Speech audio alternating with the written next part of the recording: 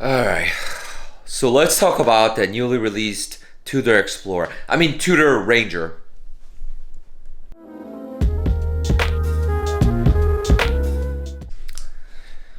Alright, so I've been debating a little bit about whether I should talk about this right off the bat. But I figured I give it some time, especially with a lot of the prominent YouTubers and I guess watch aficionados all about to jump on this. I wanted to get their take as well and then understand if this is something that I could approach, considering the fact that I'm going to be basing my thoughts, my opinions, and also give it my own 2 cents.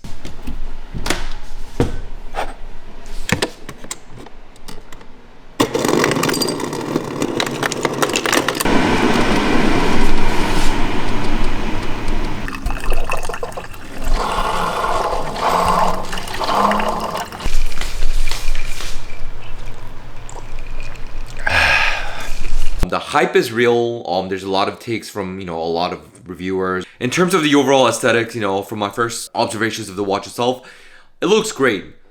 But I have to be honest, it's difficult to not really think about our guy.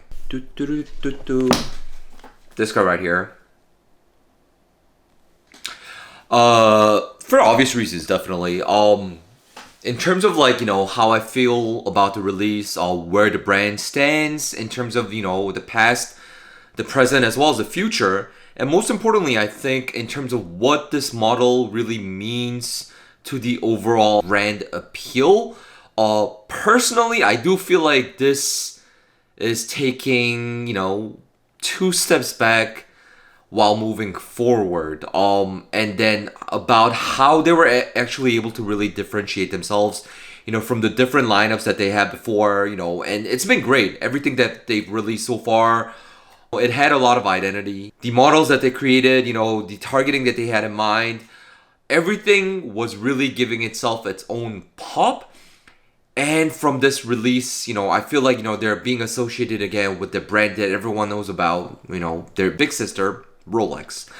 Before moving on, let's take a look at the release together, and I'll give you my, I guess, observations and thoughts to this. The vibes itself, gives me that exploration, that ruggedness, that sporty feel, definitely. It's difficult for me just by looking at this to get rid of that, feeling and emotion. And I know I'm a little biased just because I own the Explorer myself, but again, just what they were going after with this, it seems like, yeah, it really is an Explorer's watch. Really difficult to shake that off. Let's watch another clip together. Now, this is the extended version of the watch itself. Yeah, they're not hiding, it's definitely for explorers, people that are into, I guess, nature, in terms of what they're going after. I guess going through their famous individuals, who supported and was spotted, I'm sorry, wearing this watch. They're not hiding it, it really is. They're just targeting right off, from the bat, that this is an expedition watch. The name itself, first of all, it's Ranger. What more can I say about this? It really is the fact that they're not hiding it. So wow, just look at that. Yeah. The North Pole, Greenland expedition. Yeah, really no other way around this. 3 variations to this watch. Again, on strap, on bracelet. Perfect ending to this as well. Yeah, they're going right for it. There's no other way around this. They're really just straight up going right after, what the Rolex, I guess, Explorer stands for. And about what I said about taking 2 steps back while making a stride forward. The reason being is that I felt like, for the past couple of years, based on the releases that Tudor has made, they were really doing an excellent job, differentiating themselves from, their that big shadow that they have, looming over them all the time.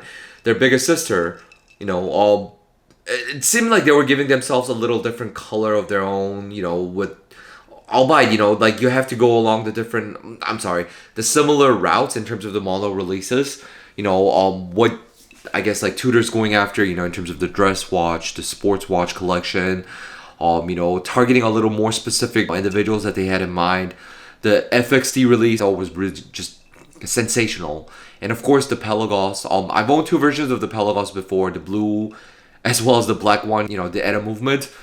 So I mean, my takes on Tudor is based upon the fact that I've owned these watches. I do feel like, I do have an understanding in terms of like what they were going after. But again, with this watch, it's very difficult to, get past that. It just seems like this is a direct targeting, going into the 39 millimeters Explorer that, Rolex moved away from. And, they're targeting that I guess like niche spot that used to fill the void. Now knowing that, the 36 millimeter is in place again, I feel like they took a shortcut in terms of really being able to differentiate, themselves by using a unique model appeal. And I don't know if this is like a right or a wrong kind of a thing, but it's almost coming back with that little splash, the little hint of, hey, before you guys forget, we still are part of Rolex, and I don't think that was the smartest thing. Maybe that wasn't the best choice that they could have done. I'm definitely gonna go check out the watch myself. I need to be fair, I need to hold the piece in my hand, have it on my wrist, before I make a full judgment. But just by the sheer aesthetics, the design of the watch itself, I'm not gonna lie, this is a great watch.